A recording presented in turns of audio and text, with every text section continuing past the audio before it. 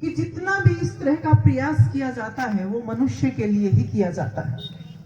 पशु भी है, पक्षी भी है, सब है, लेकिन मनुष्य के लिए सारी जो विद्याएं हैं, वेद की विद्या है, शास्त्र है, दर्शन है, जितने भी ग्रंथ हैं वो सब के सब मनुष्य के लिए बनाए गए।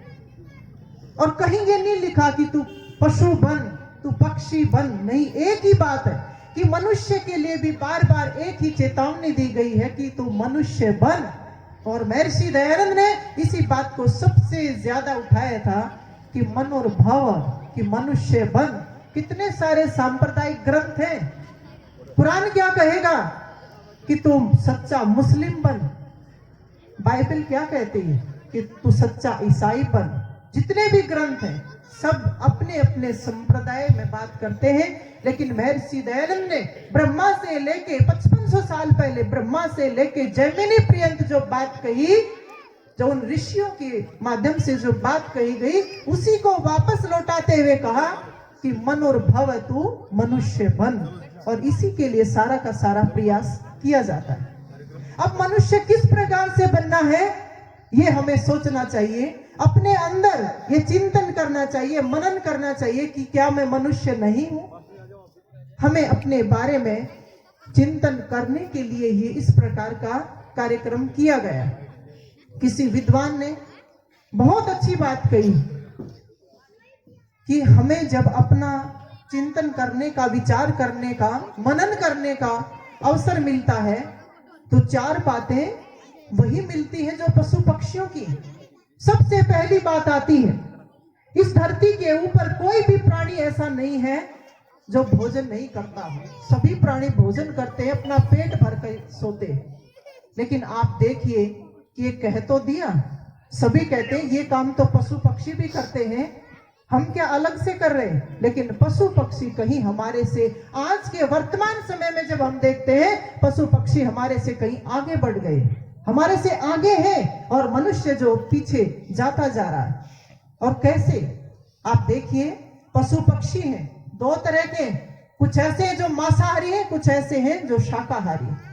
मांसाहारी प्राणियों में, मांसाहारी जानवरों में शेर है। शेर भूखा मर जाएगा लेकिन कभी भी घास फूस नहीं खाएगा। और जिसको सबसे मूर्ख जानवर कहा जाता है, गधा, वो गधा भूखा मर जाएगा लेकिन कभी मांस नहीं खाएगा। आप ये देखिए, अपने जीवन के बारे में विचार कीजिए कि उनका स्वाभाविक भोजन उस परमपिता परमात्मा ने तैयार करके दिया है कि उनका जो भोजन है वही खाएंगे, उसके अलावा कुछ नहीं खाएंगे। लेकिन ये मनुष्य ऐसा है कि ये कहते हैं कि जो जलचर हैं, जो पतंग मातंग जलचर जितने भी हैं, उनमें तो केवल नाव को छोड़ रखा है। और भोजनार्थ कहते हैं चतुष्पदों में, चार टांगों में सिर्फ चारपाई को छोड़ रखा और कुछ भी नहीं छोड़ रखा। कि जलचरों में नाव छोड़ रखी है और चतुष्पदों में केवल चारपाई छोड़ रखी है। सब कुछ हजम कर रहा है, सब कुछ खा रहा है, भर रहा है, इसको कब्रिस्तान, इस पेट को बना रखा है। लेकिन आपको जानकारी के लिए बता दूं कि उस परमपिता परमात्मा ने हमारी जो शारीरिक संरचना की है वो मांसाहारी प्राणियों की नहीं की है, वो शाकाहारी प्राणियों की है। आप देखिए, मांसाहारी जो प्राणी होते हैं उनके शरीर के ऊपर कभी पसीना नहीं आता, रात को उनकी आंखें चमकती हैं, उनके दांत नुकीले होते हैं, उनके पंजे नुकीले होते हैं, और वो पानी जो पीते हैं वो चाट करके पीते हैं, जीभ से चाट करके पीते हैं। इनमें से एक भी लक्षण जो है मनुष्य में दिखाई नहीं देगा आपको, क्योंकि मनुष्य के शरीर पर पसीना भी आता है, उसके दांत ऐसे नुकीले नहीं, पंजे नुकीले नहीं, रात को आंखें चमकती नहीं है, शरीर पर पसीना भी आता है। और जो पानी पीते हैं तो घूट करके पानी पीते हैं। और आप देखिए, जो हमारी आंत है, हमारी आंत बहुत लंबी है, लेकिन जो मांसाहारी प्राणी होते हैं उनकी आंत बहुत छोटी होती है। और हमारे शरीर में भोजन को पचाने के लिए जो एसिड बनता है, जो तेजाब बनता है, वो बहुत कम बनता है। मांसाहारी प्राणियों में ज्यादा जो है तेजाब बनता है, जिससे वो मांस अच्छे से हजम हो जाता है, पक जाता है। लेकिन मनुष्य के शरीर में इस प्रकार से जो हम मांस खाते हैं वो अच्छे से पच नहीं पाता। और किसी ने बहुत अच्छा शोध किया था कि जो व्यक्ति लगातार 1 महीने तक केवल मीठ ही मीठ खाता रहे, मांस ही मांस खाता रहे, वो जिंदा नहीं रह सकता। 1 महीने के बाद वो मर जाएगा। और अभी पिछले दिनों यूपी के अंदर कंपटीशन हुआ, प्रतियोगिता कर ली, और वो प्रतियोगिता की शर्त लगा ली। 2 लड़कों ने शर्त क्या लगाई कि हम जो है, तू कितने अंडे खा सकता है, कि मैं इतने अंडे खा सकता हूं। अंडे खाता रहा 41 अंडे खा लिए, 42वां अंडा खाते ही उसके प्राण पखेरु हो गए, वो मर गया। तो ये जो हम भोजन कर रहे हैं, आप देखिए, जो भोजन हम करेंगे, भोजन हमारे लिए सबसे आवश्यक होता है। और ये भोजन हम कर क्या रहे हैं कि जो भोजन करेंगे उसी से हमारी ऊर्जा बनती है, उसी से एनर्जी बनती है। और आज जो माहौल, वातावरण जो गांव का और शहरों का हम देखते हैं कि रेहड़ी फलों की देखते थे, रेहड़ी सब्जियों की देखते थे, लेकिन अब जब किसी भी गांव में जाकर के देखते हैं तो गांव के बाहर क्या मिलता है कि मुर्गों की रेहड़ी लगी हुई है, अंडों की रेहड़ी लगी हुई है, साथ में शराब का ठेका है। और सुबह अखबारों की सुर्खियों में क्या आता है कि आज उस लड़की की, आज 5 साल की लड़की के साथ, 3 साल की लड़की के साथ दुष्कर्म हो गया है। हम क्या भर रहे हैं अपने अंदर, किस प्रकार की ऊर्जा अपने अंदर जो है वो भर रहे हैं, हमें सोचने की आवश्यकता है। हम पशुओं को बदनाम कर रहे हैं, लेकिन मनुष्य भोजन के मामले में कितना नीचे गिरता जा रहा है हम सोच नहीं सकते। सबसे पहली आवश्यकता है, अगर हम मनुष्य हैं, वास्तव में मनुष्य कहलाने के अधिकारी हैं, तो सभी प्राणियों के ऊपर हमें दया का भाव रखना चाहिए। जितने भी प्राणी इस धरती के ऊपर हैं, उसका कोई ना कोई महत्व जरूर है। सबके ऊपर जब दया का भाव करके चलेंगे, परमात्मा ने भोजन जो हमारा दिया, बहुत सारी चीजें दी हैं जो हमारे लिए कल्याणकारी होती है, लाभकारी होती है। दूसरे नंबर पर क्या आता है? दूसरे नंबर पर जो है संतान की उत्पत्ति। अब देखिए, संतान की उत्पत्ति में भी एक होता है बच्चे पैदा करना और दूसरा होता है बच्चों का निर्माण करना। केवल अगर बच्चे पैदा करने हैं तो जो सूरी होती है ना, वो तो बहुत आगे होती है, क्योंकि वो एक साथ में 12 बच्चों को जन्म दे देती है। महिला 1 या 2 को बच्चों को जन्म देती है। बशर्ते क्या है कि हमारे सामने एक लक्ष्य होना चाहिए कि निर्माण किस प्रकार से बच्चे का होना चाहिए। बहुत पहले के समय, एक बार इस भारतवर्ष के धरती के ऊपर ऐसा समय था कि यहाँ पर 88,000 ब्रह्मचारी सन्यासी तैयार हो गए थे, 88,000। और उसमें जो है राजा हाथ जोड़ करके खड़ा हो गया था कि आप ये क्या कर रहे हो? सभी अगर ब्रह्मचारी बन गए तो इस दुनिया को कौन चलाएगा, इस राज्य को कौन चलाएगा? और उनके निवेदन के बाद, राजा के निवेदन करने के बाद, केवल 88,000 में से 8 ऐसे ब्रह्मचारी सन्यासी थे जो गृहस्थी में गए थे। और आज क्या है? आज सरकार हाथ जोड़ रही है कि जनसंख्या को रोको, जनसंख्या को रोको। हम फसल तैयार करते हैं, और जब फसल तैयार करते हैं, अच्छी फसल, बढ़िया किस्म की जब फसल तैयार होती है, तो पहले जमीन को बहुत अच्छे से संवारा जाता है, उसमें उसके बाद जो है बीज डाला जाता है, और उसी के अनुसार, ऋतु के अनुसार उसके अंदर खाद, पानी, ये सारी चीजें दी जाती हैं। लेकिन फसल के साथ साथ बहुत सारी खरपतवार भी जो है वो पैदा हो जाती है। आज हो क्या रहा है? मनुष्य के नाम पर क्या हो रहा है? एक खरपतवार जो है वो दिन प्रतिदिन बढ़ती जा रही है, जो हमारे समाज के लिए और देश के लिए बहुत बड़ी मुश्किलें खड़ी करती जा रही है।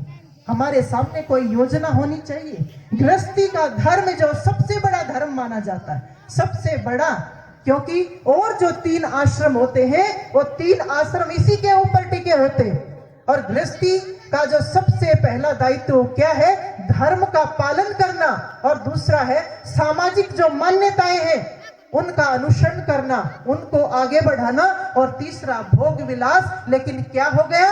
आज उसका शीर्षासन हो गया है। हमें पता ही नहीं है कि बच्चों को जन्म किस प्रकार से दिया जाए, बच्चों को क्या जो है संस्कार दिए जाए। एक माँ जो है उसको यही नहीं पता, बेहोश है कि जो है बच्चा पेट में पल रहा है, तेरे को क्या खाना है क्या नहीं खाना, क्या तेरे को सोचना है क्या नहीं सोचना। आज की जो है इस प्रकार की जो प्री पार्टी बन गई है, जो आज सोच बन गई है, उसी की आउटपुट जो है समाज में निकल रही है। महर्षि दयानंद ने इस मानव के निर्माण के लिए 16 संस्कार बताए हैं कि किस प्रकार से 4 महीने का जब बच्चा होता है उसके शारीरिक विकास होता है तो माँ को किन किन बातों का ध्यान रखना चाहिए, शरीर के अनुसार क्या क्या उसको खाना चाहिए जिससे उस बच्चे का शारीरिक विकास हो। उसके बाद 6 महीने का बच्चा होता है, 6 महीने का जब बच्चा होता है तो उसका मस्तिष्क बनता है, उसकी बुद्धि का विकास होता है। उस समय माँ को क्या सोचना चाहिए कि वो बार बार एक उस जो संस्कार होता है उसमें एक ही बात आती है कि मैं अपनी प्रजा को देख रही हूँ, मैं अपने संतान को देख रही हूँ। बार बार यही बात आती है कि संतान के ऊपर इतना ज्यादा उसका ध्यान हो कि किसी भी प्रकार की और बात उसके मन में ना आए। कितने सारे एक्सपेरिमेंट होते हैं, कितने सारे प्रयोग किए जाते हैं, कितने शोध किए जाते हैं। और पिछले दिनों टीवी के ऊपर इतना अच्छा एक इंटरव्यू आया हुआ था कि छोटी छोटी बच्चियां हैं, 3 साल की बच्ची है, 6 साल की बच्ची है, वो इतने अच्छे मंत्रों का उच्चारण कर रही हैं, लगातार धारा प्रवाह वो बोल रही हैं। और जब उनकी माँ का इंटरव्यू लिया गया तो माँ से पूछा कि आपने इन बेटियों को जन्म कैसे दिया, कैसे इतनी जल्दी इनके अंदर ये संस्कार पोषित हो गए और कैसे ये मंत्र याद हो गए। उन्होंने एक ही बात कही थी कि हमारा जो गृहस्थी जीवन था वो बहुत ही ज्यादा तप और त्याग का और संयम का जीवन था, और हमने अपने बच्चों की परवरिश किस ढंग से की है। जब ये बच्चियां मेरे पेट में थी मैंने कभी भी किसी भी प्रकार का श्रृंगार नहीं किया, मैं कभी पार्टी में क्लबों में नहीं गई, मैंने कोई भी गलत मूवी टीवी के ऊपर नहीं देखी, और मैंने सारे शास्त्रों का जो है स्वाध्याय किया है। मैंने गीता पढ़ी है, मैंने वेद पढ़े हैं, मैंने दर्शन पढ़े हैं। और बार बार मैं यही चिंतन करती थी कि मेरे जो संतान है, चाहे लड़का है लड़की है, वो अलग से बने, कुशाग्र बुद्धि हो, प्रतिभाशाली हो और इस समाज को नई दिशा देने का काम करे। मेरी भावना हमेशा ऐसी रहती थी। और देखिए ऐसी बच्चियां ये पैदा हो गई, इन्होंने जन्म लिया और थोड़ा सा बताते ही ये बच्चियां कहां से कहां पहुंच जाती हैं। हमारे ऊपर ये सबसे बड़ी जिम्मेदारी, मेरी मातृशक्ति यहाँ बैठी है, हमें अपनी संतान ऐसी बनानी है, सुसंतान। अथर्ववेद के मंत्र में माता पिता क्या कहते हैं कि हमें सबसे बड़ी संपत्ति चाहिए, सबसे बड़ी प्रॉपर्टी चाहिए, और सबसे बड़ी संपत्ति क्या है, उसकी सुसंतान। अच्छी संतान होगी तो उसका जीवन सार्थक बन जाएगा।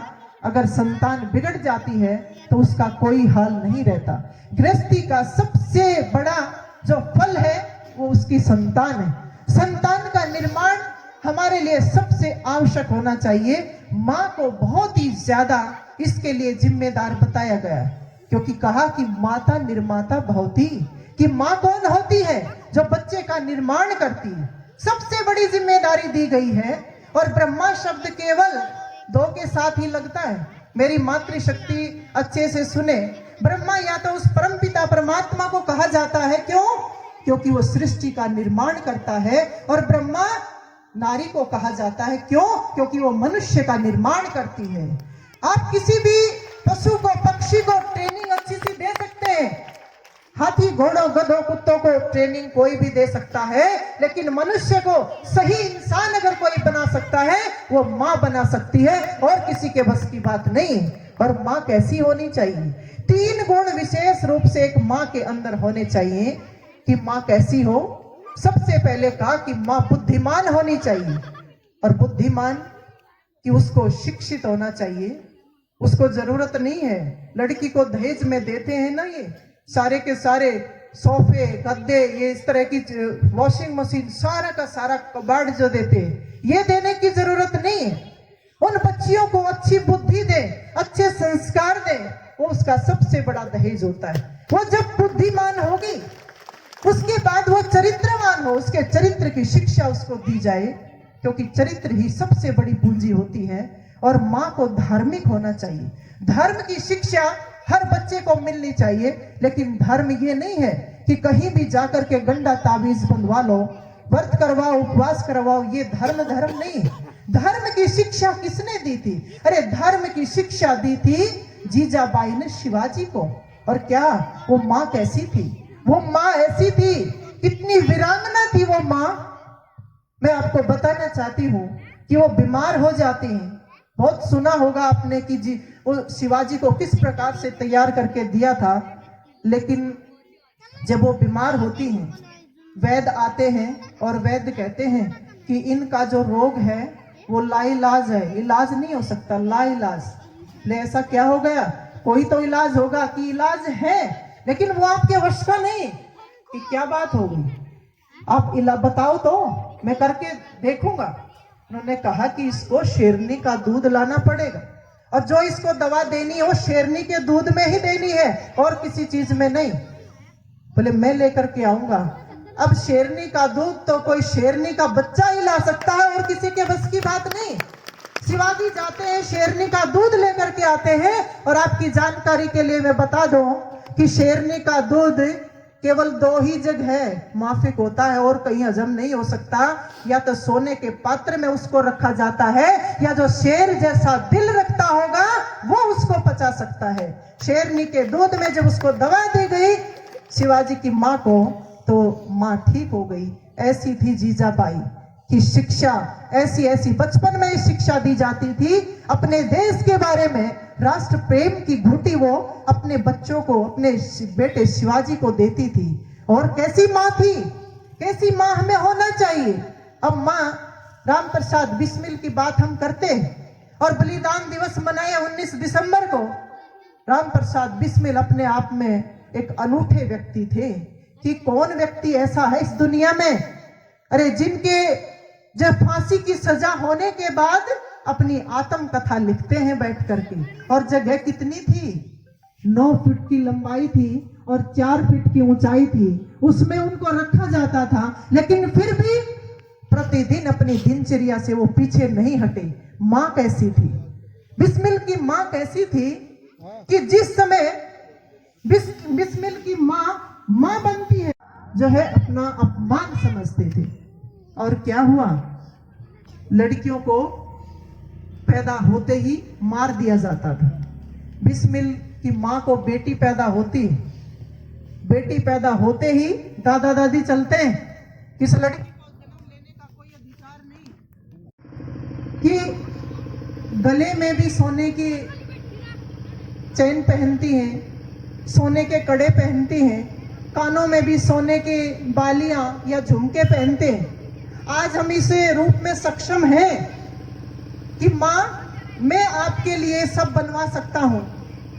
आप बताइए मैं आपके लिए क्या लेकर के आऊं? कि बेटा मुझे कुछ नहीं चाहिए। ईश्वर चंद्र विद्यासागर अपने आप में बहुत आदर्श व्यक्तित्व थे और उन्होंने कहा कि बेटा वास्तव में तू अगर कुछ बनवाना चाहता है, मेरे गहने बनवाना चाहता है, तो सुन, सबसे पहले तेरे इस गांव में स्कूल नहीं है, इस गांव में स्कूल बनवा। दूसरा गहना मेरा है कि यहाँ पर कोई बीमार हो जाता है तो प्राथमिक चिकित्सा के लिए कोई किसी भी प्रकार का साधन नहीं है, तू यहाँ एक छोटी सी डिस्पेंसरी खुलवा दे। और तीसरा गहना कि गांव में बहुत सारे बच्चे ऐसे हैं जो अनाथ हैं, जिनको कोई नहीं संभाल रहा, उनके लिए तू एक अनाथालय बनवा दे। बेटा ये मेरे 3 गहने हैं, इन 3 गहनों को अगर बनवा सकता है तो मैं ये मानूंगी कि तूने मेरे को सोने में लाद दिया है। ऐसी माएँ होती थी। अब जरा सोचो मदालसा क्या कहती थी? शुद्ध हसी बुद्ध हसी संसार वर्जित हसी, कि तू शुद्ध बन, बुद्ध बन, तू धर्मात्मा बन और इस संसार से पार हो जा। जब पेट में बच्चा था तो ये शिक्षा माँ देती थी, लेकिन राजा ने हाथ जोड़ लिए थी कोई तो ऐसा हो जो इस राज्य को चला सके। तो तब जो है एक चौथे बच्चे को जन्म दिया, उन्होंने पूरा राजपाट संभाला। हम शकुंतला की बात करते हैं। शकुंतला कैसी माँ थी? शकुंतला के पेट में जब भरत था और वो बादलों से बात कर रही है, उपन्यास में आता है बादलों से क्या बात कर रही है कि अरे बादलों तुम गरजो मत। क्यों? क्योंकि गरजोगे तो ये पेट में मेरा जो बच्चा है ये मुझे बहुत परेशान करता है। क्यों? इसलिए करता है क्यों ये सोचता है कि बाहर शेर खड़ा है और शेर गरज रहा है और शेर से मैं लड़ूं, इस लड़ाई के लिए ये मेरे को इतना ज्यादा परेशान करता है।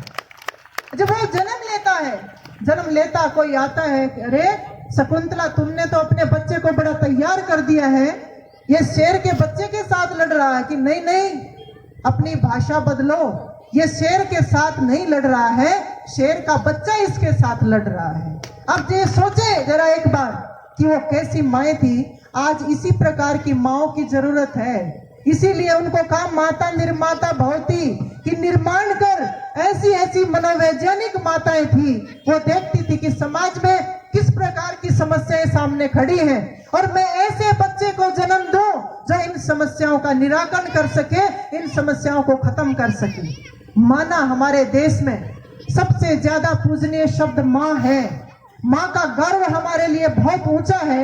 लेकिन बहनों, माताओं में ये बात कहना चाहती हूँ, आज जो असुरक्षा की बात हमारे सामने खड़ी है, कहीं ना कहीं हम भी इस बात के बहुत बड़े दोषी हैं कि हम अपना सम्मान नहीं कर पाते। यत्र नार्यस्तु पूज्यन्ते रमन्ते तत्र देवता, ये कहने से काम नहीं चलेगा कि और लोग जो है हमारा सम्मान करते रहे, हमारी सुरक्षा करते रहे।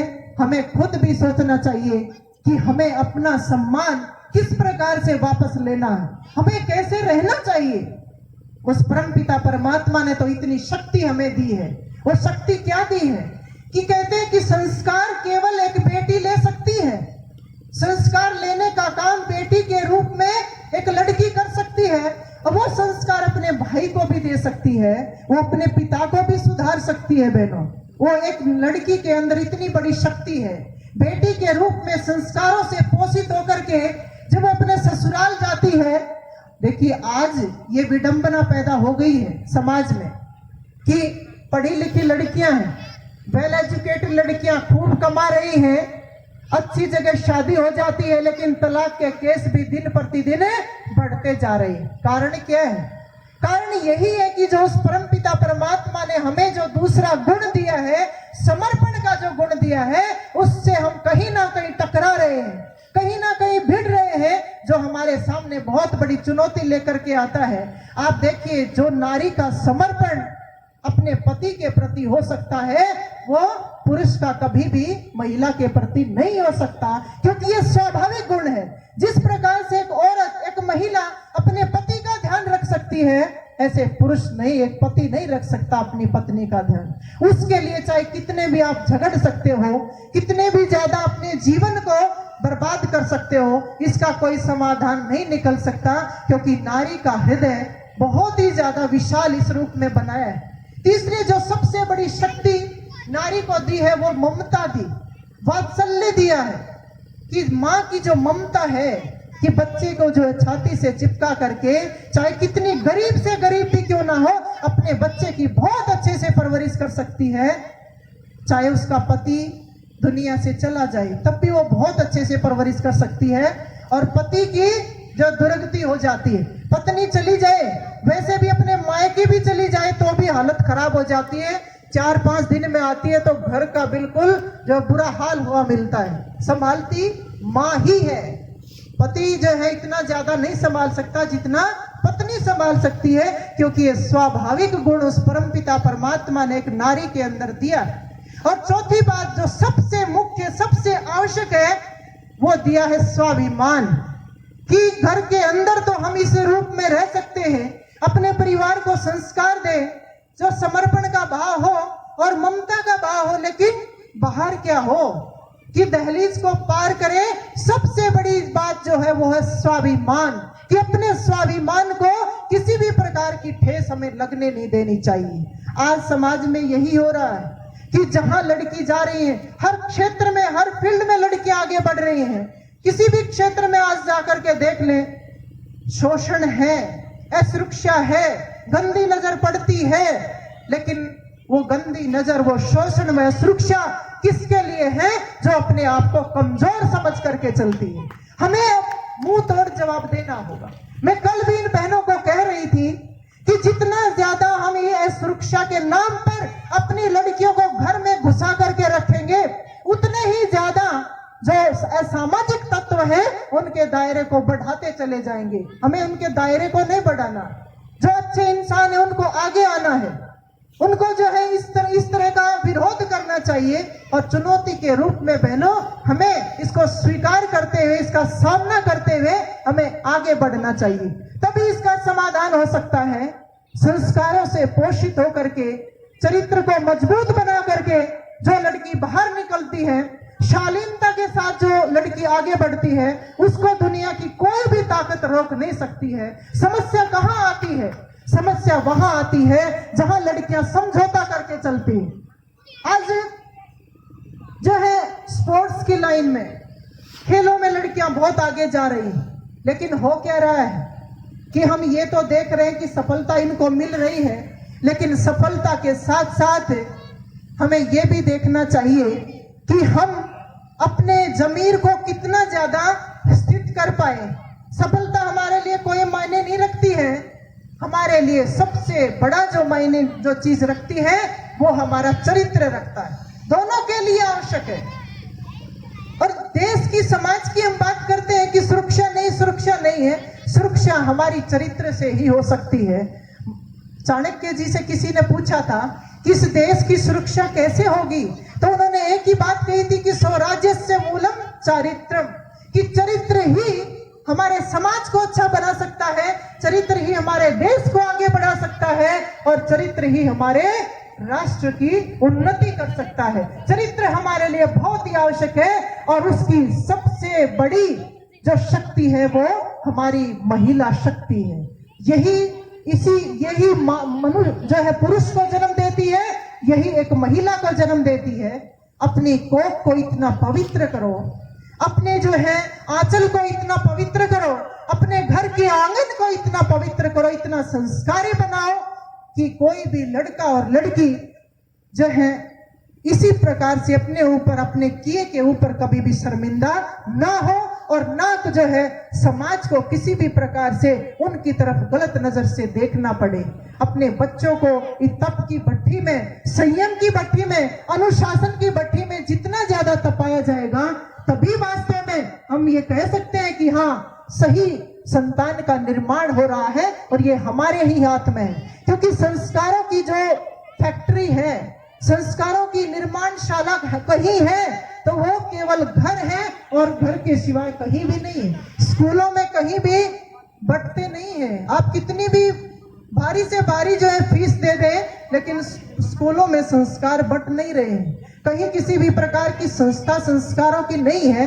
संस्कारों की संस्था, संस्कारों की निर्माणशाला कोई है तो वो हमारा घर है। और उसमें सबसे पहले माँ का नंबर आता है कि माँ का जीवन किस प्रकार का है, इसी प्रकार का जीवन बच्चों का हो जाता है। उसको अपने ऊपर ज्यादा से ज्यादा ध्यान देना चाहिए। तभी हम कह सकते हैं कि हाँ, बच्चे वो भी पैदा कर रहे हैं, बच्चे हम भी पैदा करें, लेकिन हम निर्माण कर रहे हैं। लेकिन अगर ऐसे ही चलते रहे, खरपतवार बढ़ती रही, तो फिर पशु पक्षियों में और हमारे में कोई फर्क नहीं रहेगा।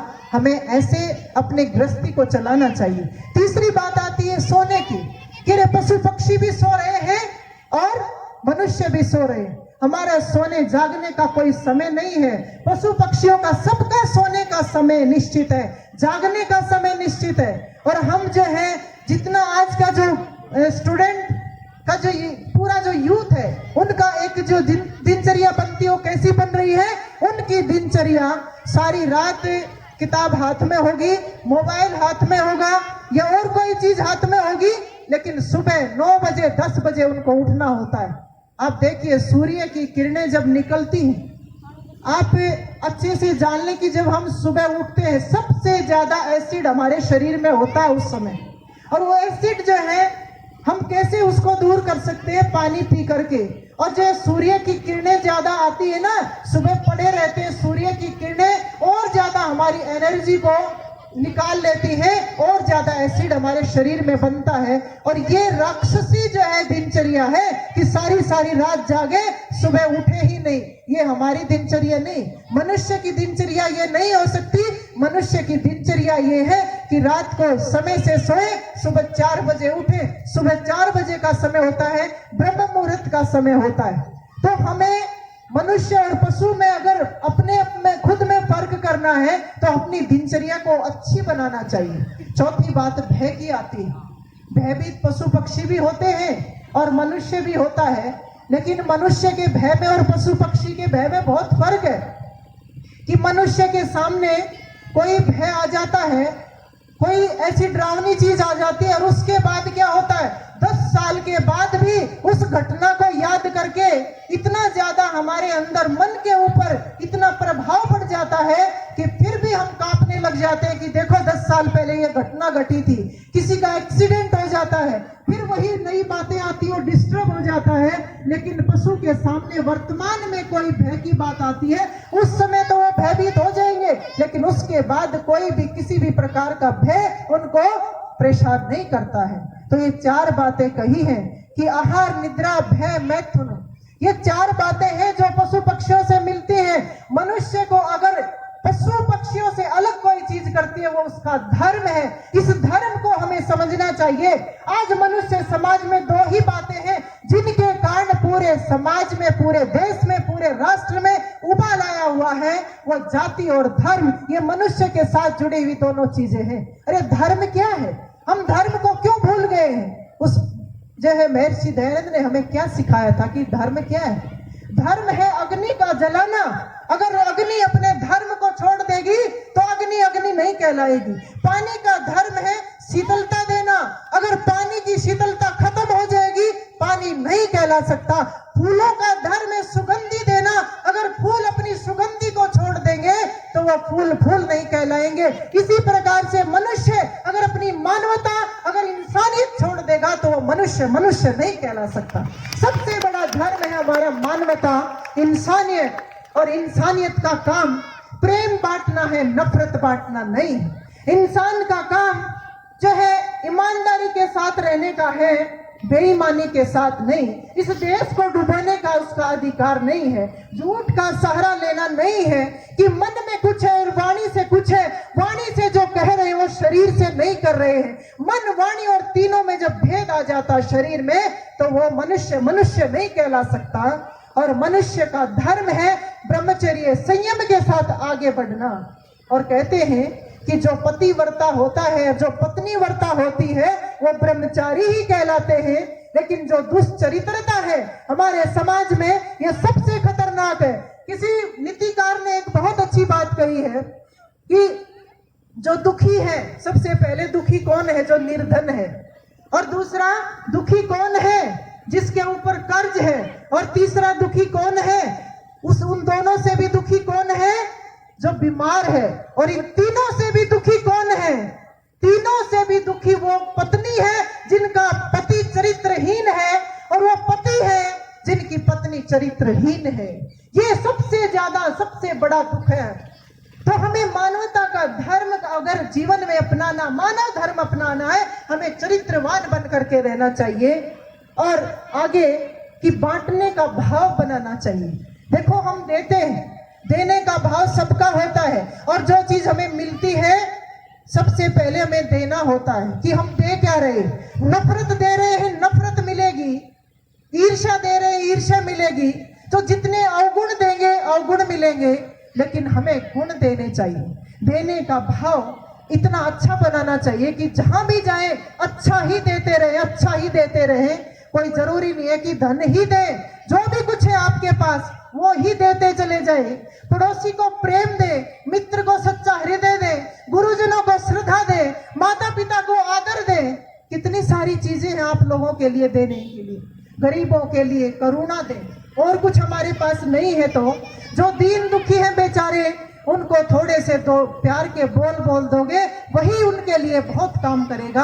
तो ये मानवता हमारे जीवन में आएगी तो वास्तव में हम जो है मनुष्य कहलाने के अधिकारी बनेंगे, और तभी जो है मनुष्य जीवन सार्थक बनेगा। इन्हीं शब्दों के साथ आपके सामने कुछ विचार रखे हैं। इति ओम शम। सबको नमस्ते।